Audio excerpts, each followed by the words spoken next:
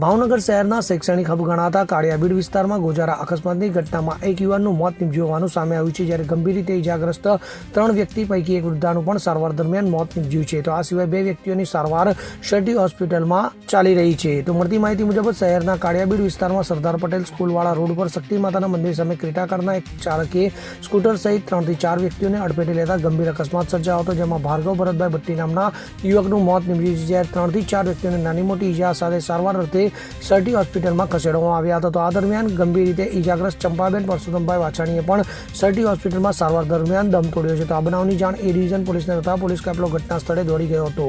તો આ ગંભીર અકસ્માતને પગલે રોડ પર ટ્રાફિક જામ પણ સર્જાયો હતો અને લોકોના ટોળે ઘટના સ્થળે ઉમટી પડ્યા હતા. તો મળી આવતી વિગતો મુજબ પૂર ઝડપે કાર ચલાવનાર પોલીસ પુત્ર હોવાનું જાણવા મળ્યું છે અને અકસ્માત બાદ પોલીસે આ પોલીસ પુત્રને અટકાયતમાં લઈને એ ડિવિઝન પોલીસ મથકે લઈ જવામાં આવ્યું છે. ત્યારે હાલમાં આ બનાવને લઈને પોલીસ દ્વારા તપાસ હાથ ધરવામાં આવી છે. બ્યુરો રિપોર્ટ, પાકો ગુજરાત.